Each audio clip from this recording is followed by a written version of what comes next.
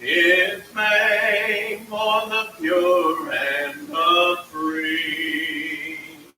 These truths in God's word He has given. How beautiful heaven must be. How beautiful heaven must be.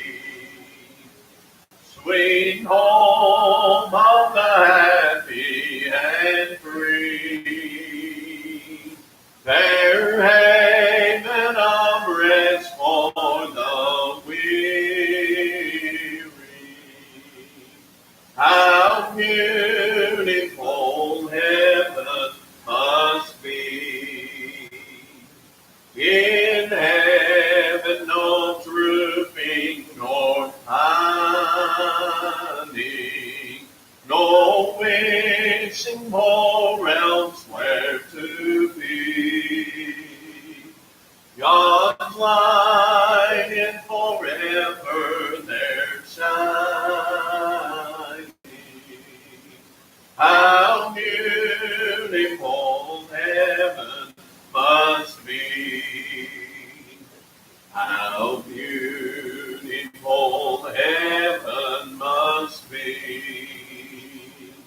Sweet home of the happy and free. Fair haven of rest for the weary. How beautiful heaven must be. Pure waters of life there are flowing, and all who will drink may be free. Rare jewels of splendor are glowing. How beautiful heaven must be. How beautiful heaven must be. Sweet home of the happy and free. Fair haven of rest for the weary. How beautiful heaven must be. The angels so sweetly are singing up there by the beautiful sea. Sweet chords from the gold harps are ringing. How beautiful heaven must be. How beautiful heaven must be. Sweet home of the happy and free. Fair haven of rest for the weary. How beautiful heaven must be. We'll pick up our offering for tonight. Usher will come forward. Pick that up. Just an announcement. Reagan's birthday party will be at the Highland Pool at 6 p.m. and dinner will be provided. Everyone is invited. And that is next Saturday. So that's next Saturday at 6 p.m. and that's Miss Little Miss Reagan's birthday. And how old you going to be, little sister? Are you going to be 4, 3, 2? No, that's I think you're going to be fourth place. Or you want everybody to come and bring lots of presents, right? That's what you want. Amen. And Riley will probably say, remember him too. But please remember that. And then earlier that day, we'll be going to, the men will be going to the Dillard House in Georgia. And we'll leave here at 11, get down there at about 12 or so. And if you haven't signed up, the papers down here, please sign up. And so I can call and get them about a number of what to expect for us to come. So that'll be for the men Saturday at 11. And then the Reagan's birthday party at the Highlands Pool at 6 p.m. And that'll all be exciting. And need to pray for these that are out on churches and other places today on trips. I need to remember them. I'm going to call them out because some thief was listening. He'd go to their houses. So, but up here, whether they home or not, a thief has got to be a fool to go to somebody's house. They get shot right here. But they live by the law back in Tennessee. That they live here, so that's good. That's what keep things going. But please do remember that. And business meeting or the treasurer's report is down here. You need to include that. Please do. But anyway, remember these that are sick. A little case. You have a little time. And also remember Congress. Let's continue to pray. And Lynn Smith, has been praying for your partner for that week. So I'm going to have bad news. Brother Bruce is going to kill me. Man, the man's sick, and I've been praying for him. So evidently my prayers are not answered. So y'all, I was thinking that earlier today. Wow. But please do remember Brother Bruce. He did But pray for your partner this week. Don't forget that. And Wednesday, we'll have a different one again. We'll fall for another person. Let's go and bow our heads. Lord, we thank you. We love you, God, for loving us. God, we just ask you to be those that give. I pray that you bless it, God. May you use this money that is given every kid, God, that will go for you honor and glory to see some precious soul saved, whether young, whether old. Lord, whether in the middle, God, they are precious to you. God, we just ask you to give us wisdom, Lord, where we need to help further the gospel. We thank you for all that you do. For Jesus' name, amen.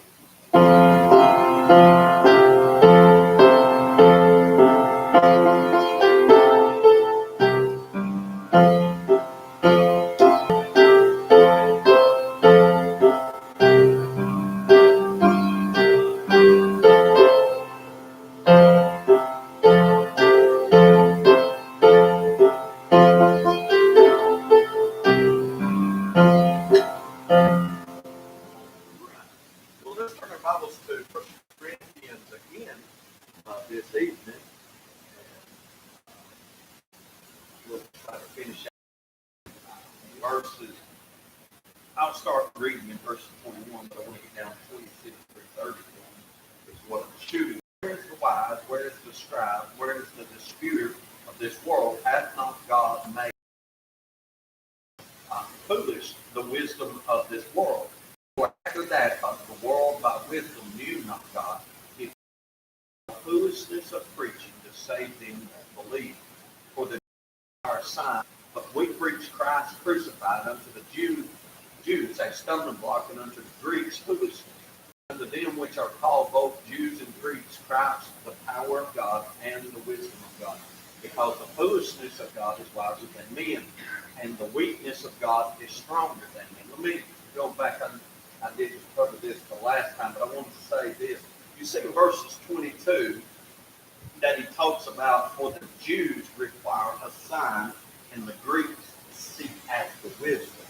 Now, in reference towards the Lord Jesus Christ, Now, the Lord didn't give them many signs to go by, but they are a group of folks that the Jewish uh, people are, they've got to have signs. And that's the reason the Lord basically said the only sign that I'll give you, because they already had those things that are being fulfilled in the Old Testament to prove that he was. But he gave them the sign. He said that Jonah was in the belly of the whale 3 days and 3 nights. Also shall the Son of Man be in the heart of the earth 3 days and 3 nights. And he talks about that being a sign to them. They ought to have known and seen, but they just rejected him as a nation. But the Jews require a sign. That's the reason Matthew 24 and Luke 19 or something like that, they're all just speaking about the same thing. They asked him about signs and things. When is it that you're going to come back? When is it? They look for these signs. And, well, I'll give you a good example. Look when John the Baptist. You say, well, how would they have known? Well, the Bible in the Old Testament talks about that there be one. Isaiah spoke about it, so there be one crying in the wilderness. And it was, he was the forerunner. And I think it mentions it in Isaiah and then also mentions it in Malachi. So when they say John the Baptist, they should have known. It's just like the announcement of a king is coming, and that's what John the Baptist was. And he was doing it. It was a sign to them. Now, he goes on, he says, and the Greeks seek after wisdom. They were Greeks, or Grecians, are known for their knowledge. That's a big, big thing to them. And they're very wise and things of that nature. But in, let's see, that's 22. He says 23, but we preach Christ crucified unto the Jews. And he says a stumbling block.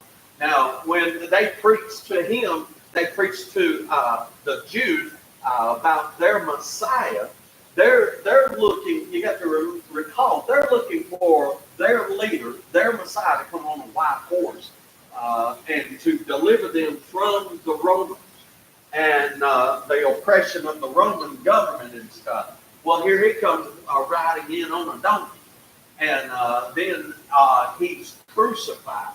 And it's like they've seen all their hope gone. And they said, that cannot be our Messiah. And by stating that, it became a stumbling block. They couldn't get over this. They still, even to this day, they're still looking for their Messiah. That's where the Antichrist is going to come in. Revelation, now not physically, or literally, I don't think he's going to come in on a white horse.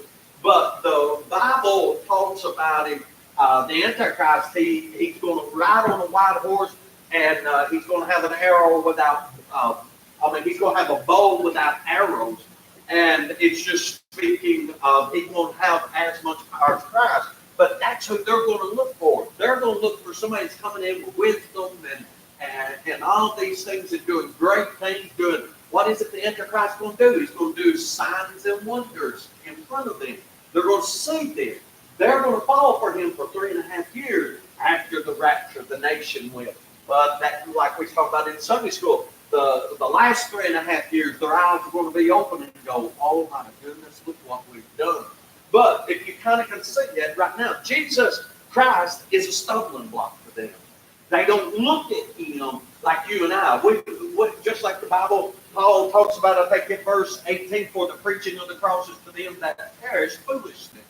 But unto us which are saved, it is the power of God. We know that what God done to us, what he done for us, and what he done to us or in us, when he saved us, we know what forgiveness is all about.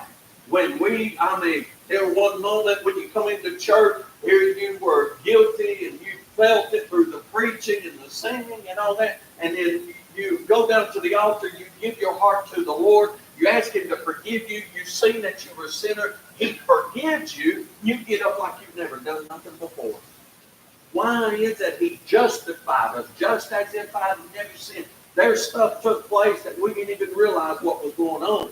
But in that, we know that took place. It's real to us. It's not foolishness to us that are saved. But to those that are not saved, it's foolishness to them. It's a stumbling block, is what Paul is saying to them. But we preach Christ crucified unto the Jews a stumbling block, and unto the Greeks foolishness. Now they told them this. They're looking at trying to figure it out through knowledge, and I just don't add up in a roundabout, a nutshell way. Let me also give you this when I think of this. For the Jews require a sign, and the Greeks seek after wisdom.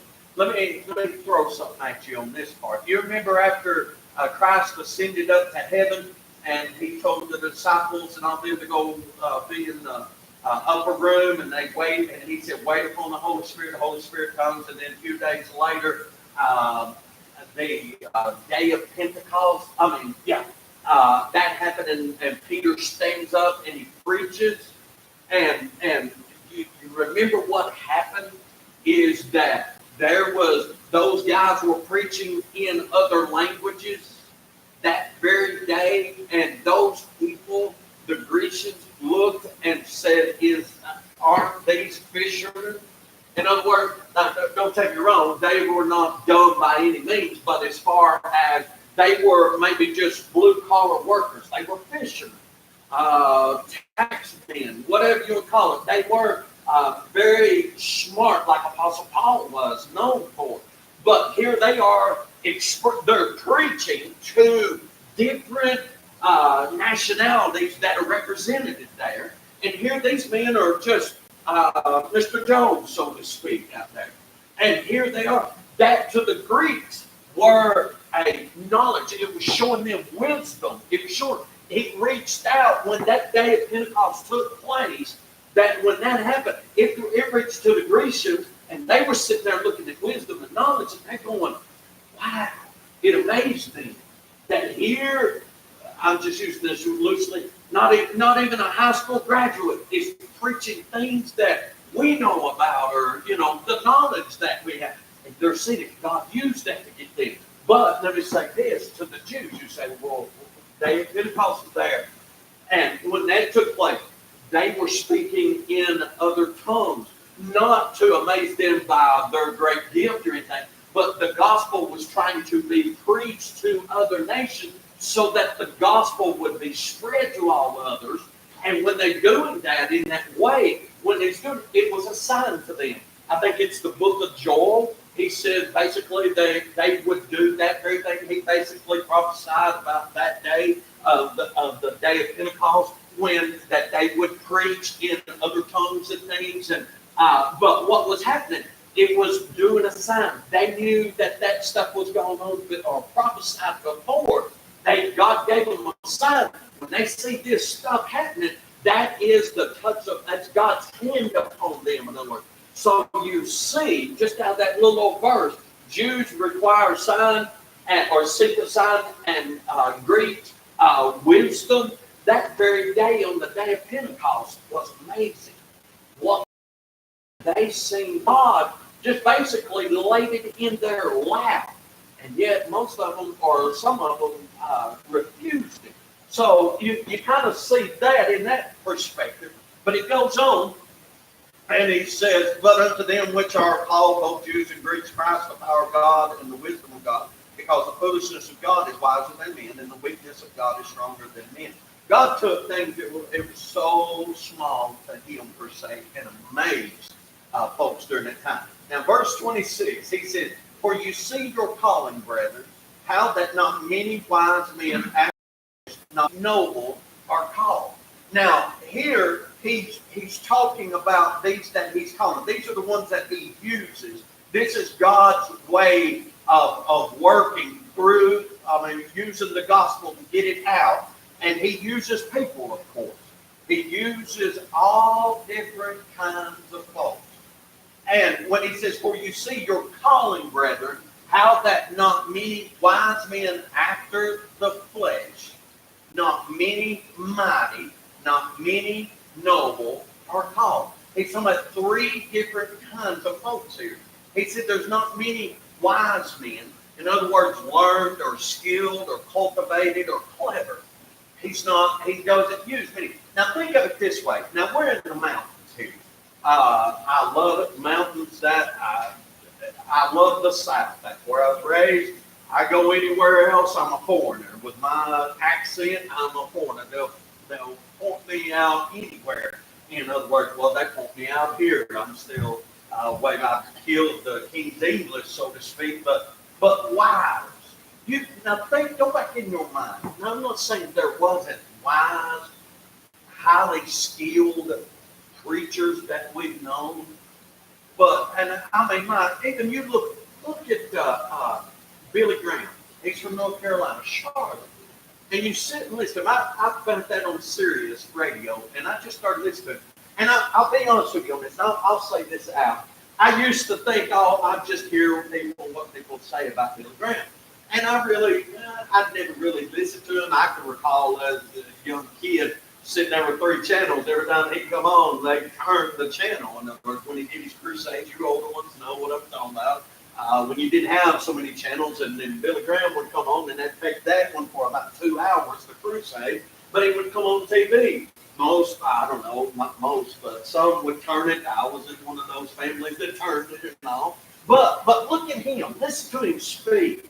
He's eloquent. I mean, he's a Southern, I guess you'd call him a Southern gentleman. But as far as having, great, or what am I saying, the words like a Northern or something, having that great speech. I mean, he was good at what he done, but he was raised on a dairy farm. He wasn't, I know he went to school and everything, but really, he come from humble beginnings. But you go through pictures that are not on the national spotlight and everything, and you look at them, that we might have gotten saved in it. Really? We could probably, I told you I know of 2 people, 2 men. One of them still alive. The other one, I think, is passed on.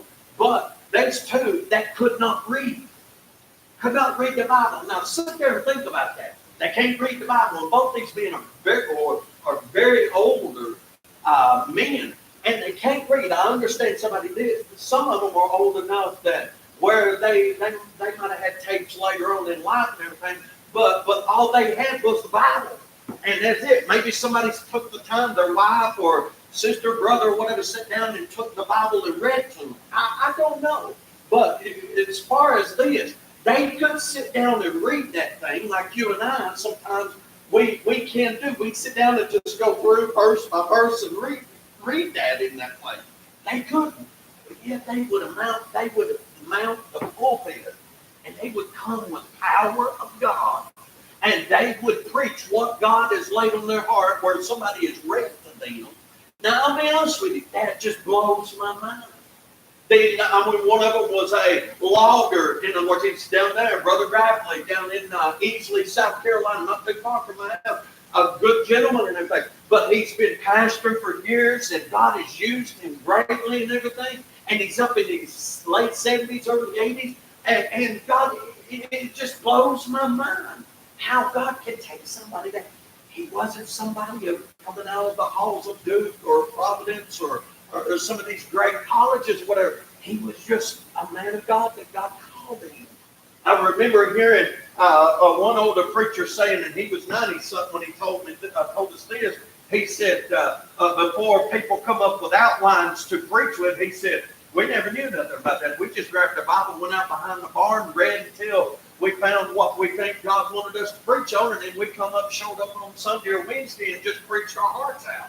He said, we didn't have no outline or anything like that. But the one thing they did have, they relied upon the power of God to do that thing.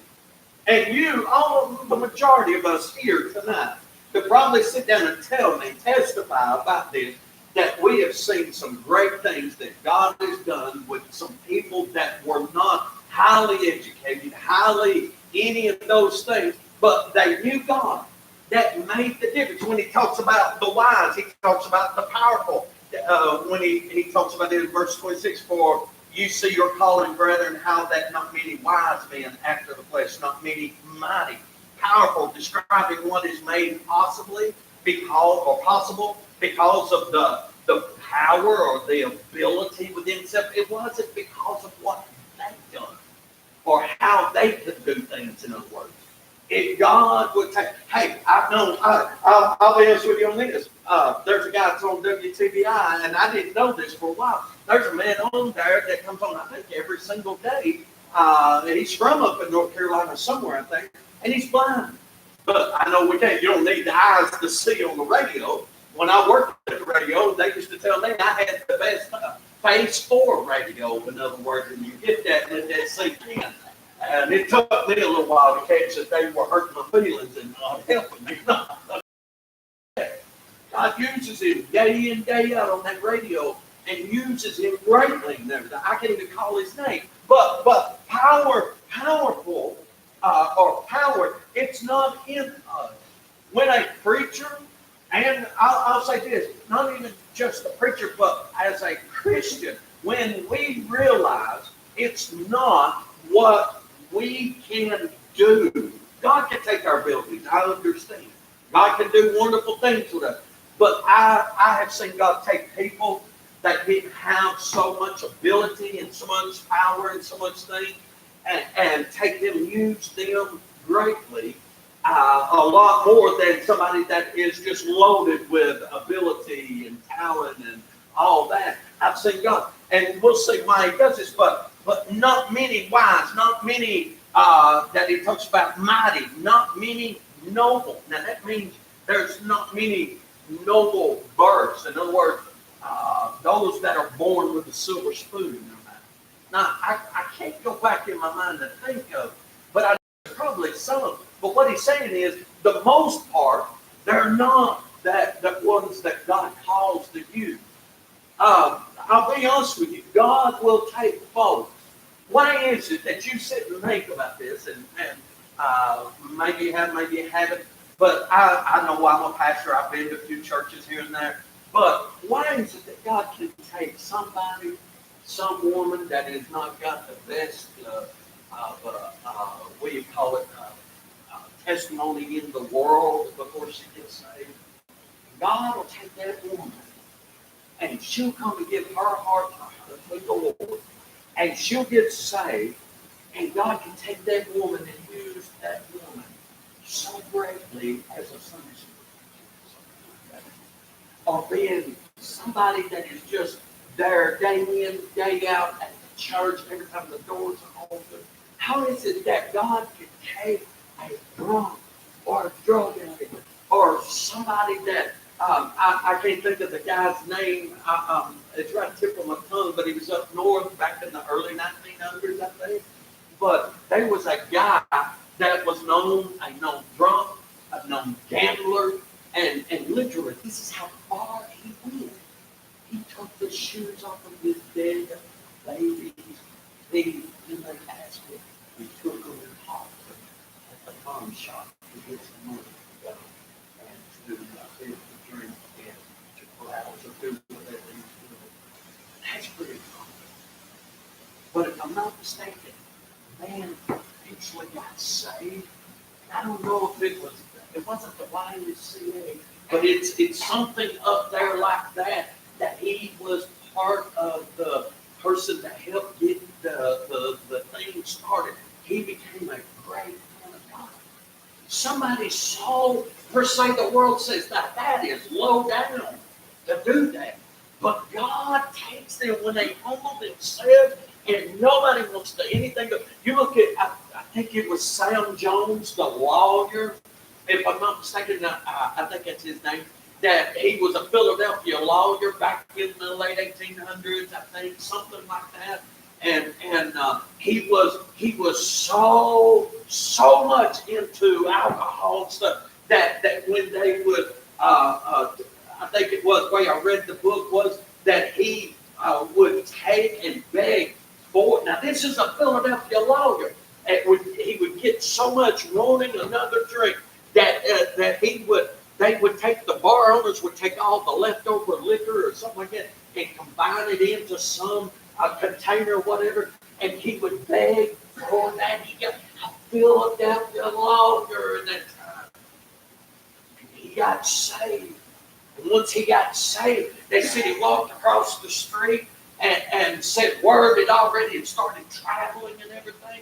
And he walked across the street and got a shave and a haircut and got cleaned up and he started to pay the barber and he said, no. He said, God's done a wonderful thing to you. And he said, that's my present to you, basically. And he walked over and he got another suit. He bought a suit, got cleaned up real good, and went home. And he knocked on the door.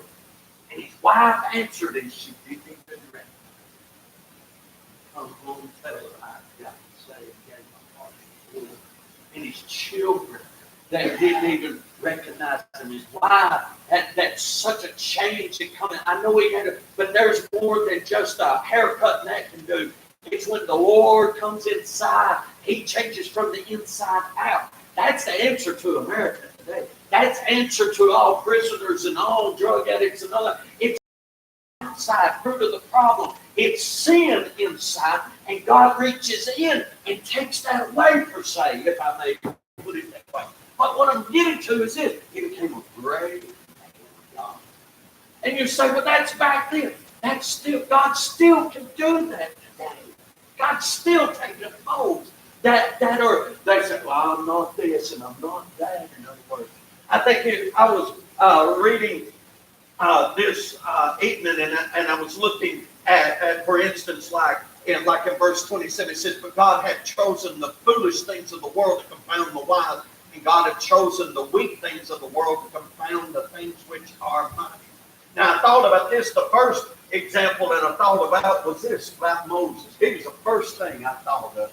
If you ever want to really see somebody, look at Moses. You say, well, that's Moses. Moses wasn't Moses when he first started out. You say, we always want to look at the end, but we forget about the beginning where they were found.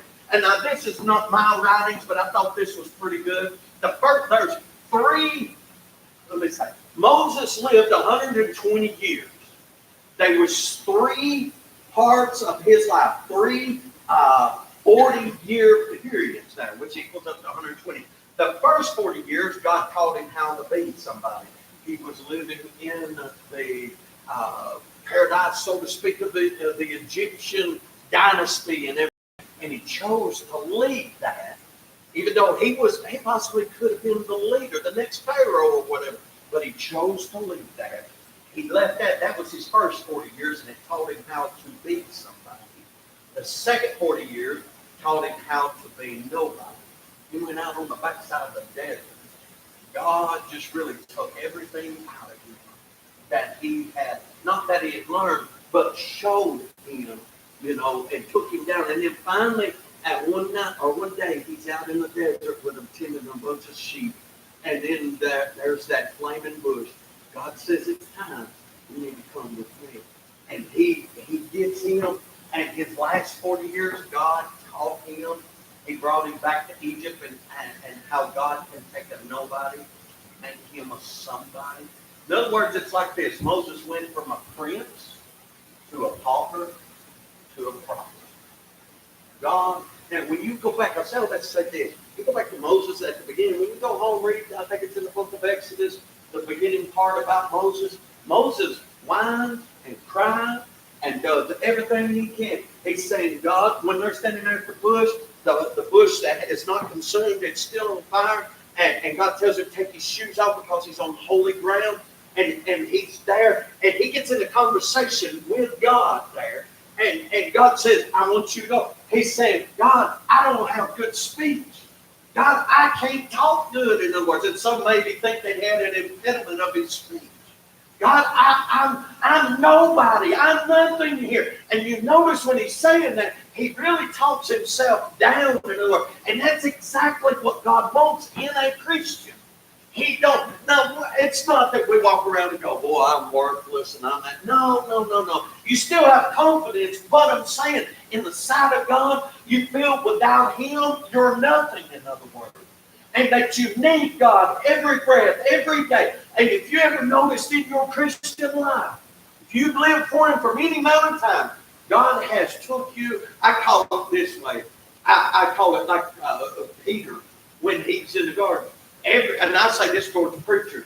I am one, I know this, but every preacher, I believe, needs to go through the sifting process.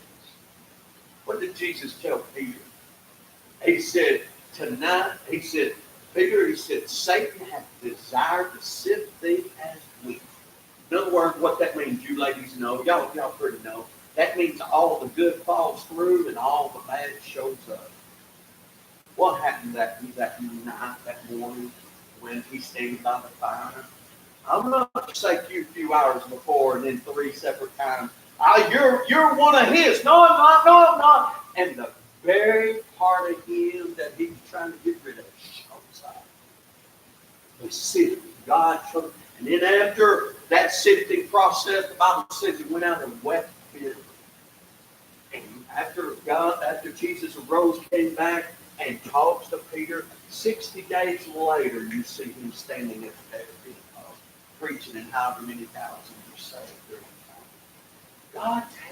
We think of how great these men are, but it's not really how the greatness of those men, it's how great God's power is through those men. All those men and ladies ever done was a vessel that was being able to be yielded unto the power of God. In other words, they say, God, here am I. Like Isaiah said, here am I, send me.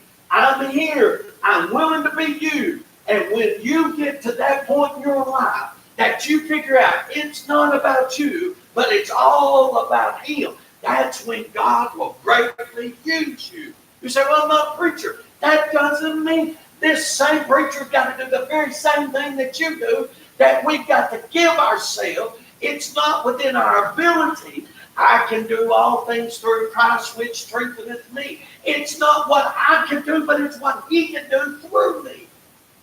That's what I'm talking about there. And when you realize this, now I'm just saying, in a sense, I mean, even taking like Riley here, or Reagan, or Trenton here, Trent, looking at these young fellas here, you would think, well, we don't know what's in there. They might be some professional ball player here, might be some professional chef here in the future, 10, 15 years from now. It might be the next woman president where Miss Reagan is, wherever she's at. That's what she tells me every once in a while. She feels like, no, it's a doctor. I'm sorry, not president, doctor. But what I'm saying, we don't know what's sitting amongst us. All it's going to take is this. When they give their hearts to the Lord, if they already gave their hearts to the Lord, when that time takes place and they do that, then it's that part of when God will reach out, just like he did Moses, just like he did David, just like he did Gideon, he did Solomon, he did all these great men of the Bible, just like he did me. He gets us to the place where we think we are nothing. God, that's where God can use us the most. If the world sees us, and we, so to speak, and I'm getting into the last part of it, but when we take God's glory, we're missing the whole thing. It's not about us. It's all about them seeing Jesus Christ. And when they see Jesus Christ within us, not our, now, let me say this, not our flesh. I get fussed with my wife, and I go home. She's got to go see Jesus Christ into my life. But she's going to see Greg Heyman riled up.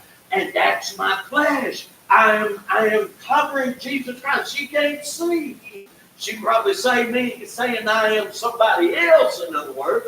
But I'm not Jesus Christ at that time. I'm not saying that I am him. But she's not seeing his power come through me, in other words. But when things, it's just like I say towards anger or something like that, when we bite our tongue, we ask God, please help me before I break somebody's neck. Please, God, you've got to help me before we let our mouth fly. And we say, Lord, I need your strength this very moment. And we finally get to that place where it's hard. It's hard when you want to just spout off what you think and all that. But yet you hold it. You can't do it, and I can't do it. But through God's power, we can do those things. And when that takes place, they see Christ within us. Now, I'm not going to get bogged down on this part, but when he's talking about this, he's talking about in 27, the weak things confound the wise. In other words, like in Judges 6 through chapter 6, verse 12, he's talking about, or I'm going to say in Judges, he's talking about Gideon. Gideon was a great valor, a man of great valor, I think is how the Bible calls him. I don't know how big he was. I don't know how small. I don't know. But I do know this. What is the old saying? It's not the size of the dog in the fight. It's the size of or the fight in the dog. I got to picture Gideon to being that way. He's over there trying to hide wheat and stuff for his people during the times of the oppression of the Midianites, and they're doing it. And here comes the Lord out of the blue, and basically tells him, "I'm going to use you." What does he do? He does the very exact same thing as Moses did. Lord, I can't talk right. I can't do this. I'm not. And he sits and fusses about what he can't do. And God says, "You're perfect today. I'm going to use you. You just let me work in your life." And I'll be honest with you. I have seen it time and time again like that. And here's one of the other ones I like. Is David. David is such a good example. It's even so good that they even use it in analogies towards football, baseball, basketball, whatever sport, anything. They say, "Oh, we got a match today of David and Goliath here. We got a game here that is." It's going to be out of proportion. This is just unreal. In other words, got a small nobody playing somebody that's running the dynasty and this, that, the other. And what happens is, the whole point is people in this world are still using it today. What was it?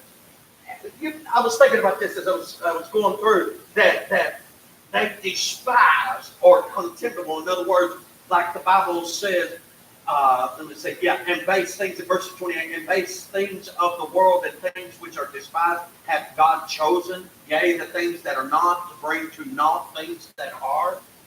That right there, that despise means contemptible is what it means. And I got to think about this.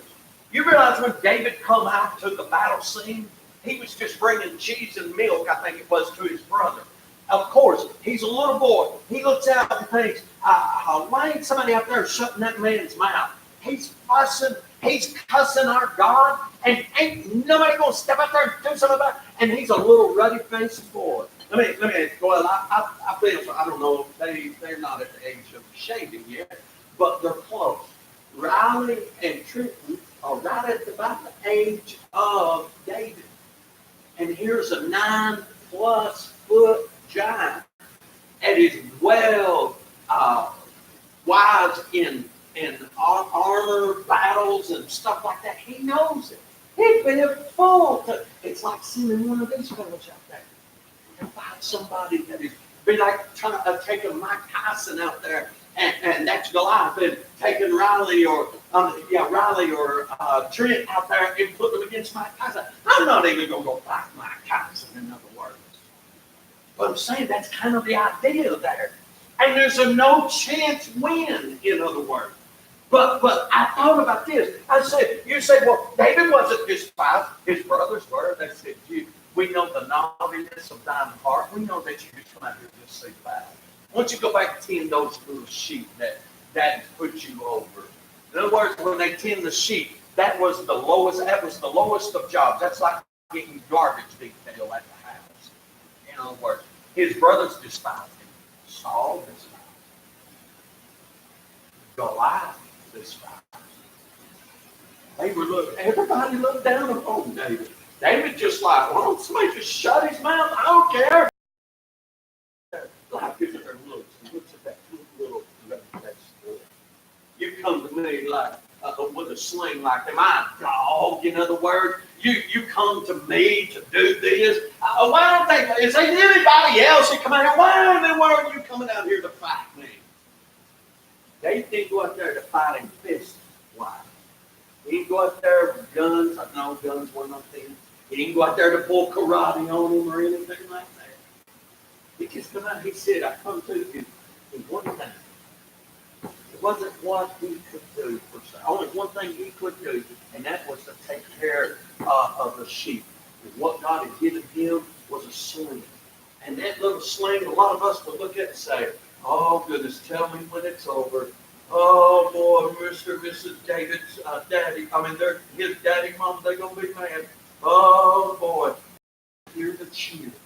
David said right before he took the life down, he said, Pastor, I may come to you in the shield or sword, but he said, basically, I come to you in the name of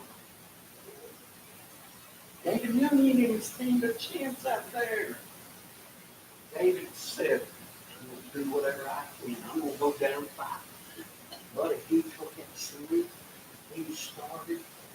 It wasn't in flints. It was a swing. He started. He got to run and start.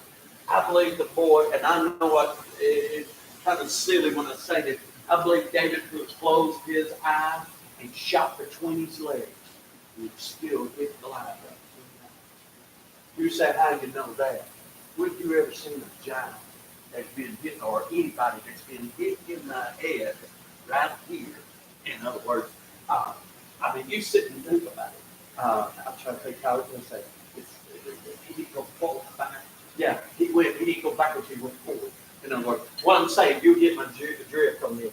I believe God directed that rock, and Goliath's head was centered in Goliath. That was his last breath in this world. He couldn't get out of it.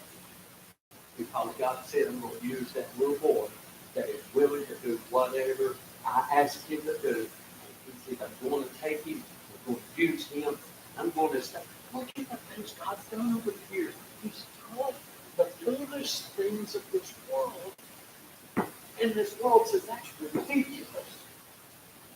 Use those things like that to confound the light, to confound the strength of this world. They can't figure it out. But the thing is, you're no smarter than God, you ain't no stronger than God. You can't outdo it. Now, here's the last thing that I got to with this. Why did God choose these lesser abilities? Now, verses 29 says this. It says, no flesh should glory in his presence. You ever thought about this? Salvation is not by our... We just talked about it a little while ago, how it could take a woman or a man that is destitute, that they're done for, the world don't want them, they don't want themselves, and how can God take somebody like that and make a brand new creature out of it? How? The miraculous. I tell you how. It's not the power of those people. It's not the power. We've seen what sin does. Sin pulled them down. But it's the power of those people giving their lives over to the Lord and letting the Lord use them. That's the reason, if we was to go back to the day when we all got saved, and we probably know folks that the day they got saved before, they didn't look at it. We think, man, there ain't no hope. You probably see folks like that. There ain't no hope, they'll never get saved. Those are the best candidates God will use. They'll get saved. God will use them. It's not in my power. I can't change them. I did what I can. God can take somebody that is out and change them and do it. But it's there. Why does God choose to use the lesser ability? It's all comes down to this.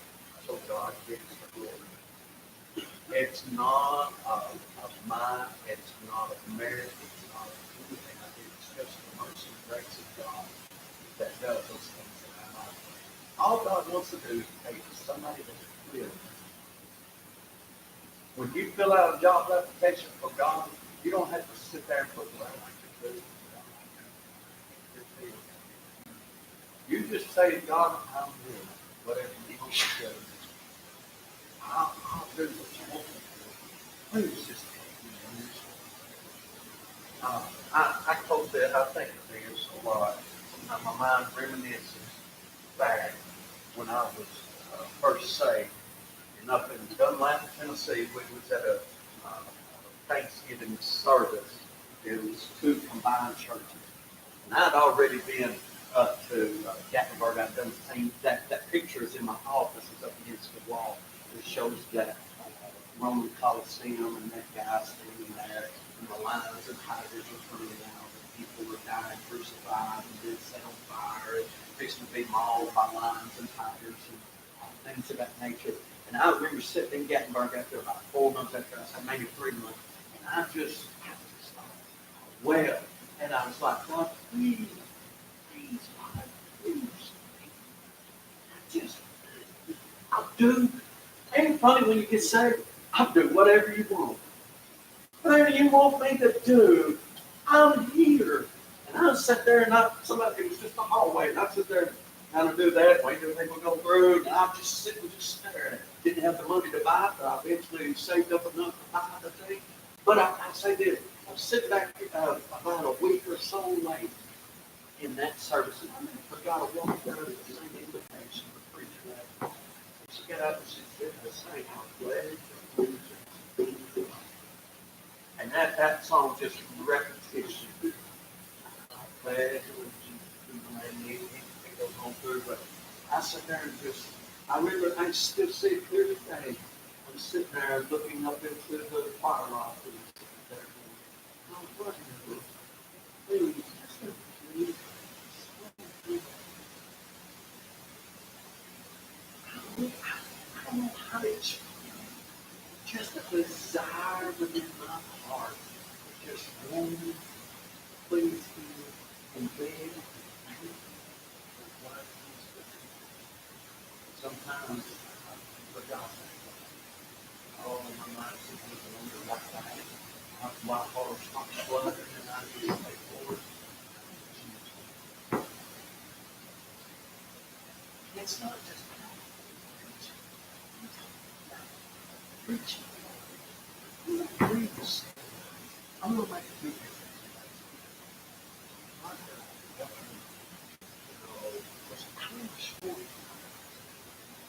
going to go in the bathroom. I want those folks don't talk to me. I'm so I think of this. There's a preacher, he was in the Bible college with me in the States. He was at one Mexico. I remember he talked about it. He went down to Mexico by he was in there to look with some other folks. And he said, as I was walking down into this village, he said, everybody was all headed down there. And he said, I looked over to my left, and he said, there was a little trail. He said, almost if we recognized that it was a trail. He said, I just looked, and he said, all I can say is it was gone. And he said, I just haven't seen nobody else did. He said, I thought. So he didn't tell them. They went on down in there, and he followed that little trail back in there. Found the little roll. He said, I sat down and he said, I got to down to Jesus Christ. Harry pointed that. He went through the whole thing about coming to the house back there. That and that the thing that really bothered, not bothered, but got the brother Stacy, thing was, he said it blew my mind there. Nobody hardly in there knew where that guy was. He said, in the village, didn't even have a new name. But he said, but there was one that cared for him because there was a state of path that God said, I want you to look at. That man didn't get me. Because somebody was just being a bit. God will ask us to do things sometimes that sound crazy. But all God wants is to do. Well, stepping down. There's things that always sit in my heart. I don't know where it was. I don't know if it was in North Carolina, but I remember a guy said he'd always go up in the woods and he'd pray. He said he'd always go up there every day. He was praying. He said, I was up there and he said, God said, he stoned people. And he said he thought it was so silly. God told him, he said, he said, "Why ain't nobody here?" He said,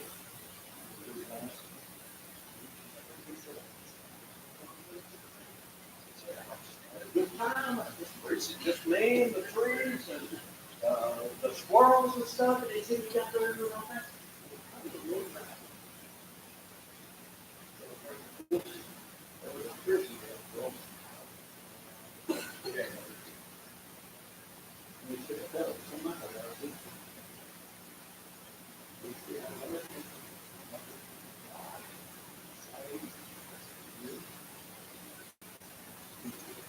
The reason I'm standing up here preaching. He said, God told me to preach. And he said, I don't want you to do it. But it's just not true.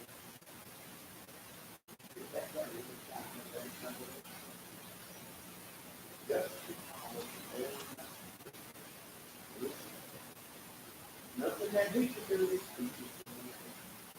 God didn't make him great.